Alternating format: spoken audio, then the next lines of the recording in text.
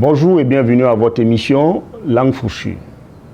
Partira, partira pas, that is the question. La procureure Maïza Sérémé défraie la chronique depuis quelques jours. Ceux qui pensent être dans le secret des dieux la disent démissionnaire de son poste pour des questions de pression politique ou pour des raisons d'incompréhension avec la hiérarchie. Mais saurons-nous jamais ce qui se passe dans la maison de la balance équilibrée? Selon la même hiérarchie, le tout-puissant Ngoronga, que dis-je, le puissant ministre Bagoro, il n'est pas question de pression quelconque, mais d'un appel à d'autres fonctions et qu'il sera lancé incessamment un appel à candidature pour le poste en vacances, à vos starting blocks. Qu'est-ce qui n'a pas marché, comme le disent nos frères et voisins ivoiriens? Madame se serait-elle fait rattraper par des dossiers? Ou se serait-elle juste rendu compte qu'il n'y a plus personne derrière elle comme au départ pour l'encourager à lever ces mêmes dossiers? Parce qu'on a souvenance de tous ces dossiers de la République que la proc de choc a réveillés, réchauffés pour certains et mis en instruction pour d'autres.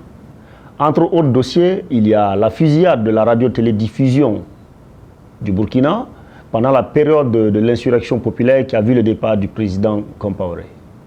Cette fusillade a fait, on se rappelle, 2 victimes civiles dont on attend toujours des réponses.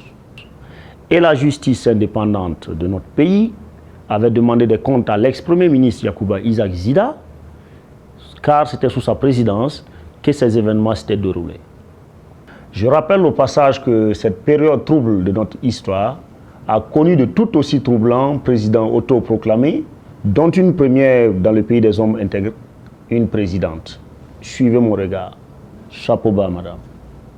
Je respecte fort bien les motifs, personnels ou non, qui sous-tendent la démission ou l'appel à d'autres fonctions, c'est selon, de la procureure de choc, mais je reste tout de même sur ma soif. Parce que j'ai beaucoup de questions qui me trottinent dans la caboche et je n'ai pas vraiment le bon profil en face pour me donner des réponses avalables.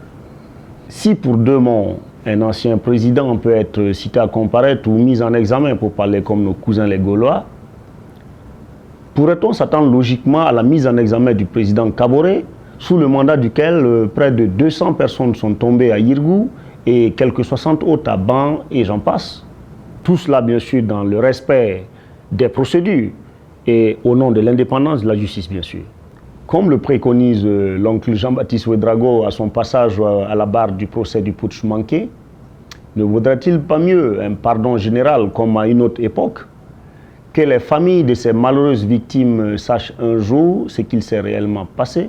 Parce qu'en attendant, Roch, lui, est allé demander pardon aux survivants de Yirgou. Je ne sais pas trop d'ailleurs pourquoi. J'espère que l'heureux candidat qui aura la chance de remplacer la procureure aura le caractère aussi bien trempé que Maïza Sérémé qui nous a habitués à ces sorties médiatiques, très médiatiques, sur les sujets graves de la République. Wait and see. En attendant, j'ai un attachement à cette dame. Maïza Lebongwakalaraloye Yafo Balavrata. À lundi, si Dieu le veut, Inch'Allah.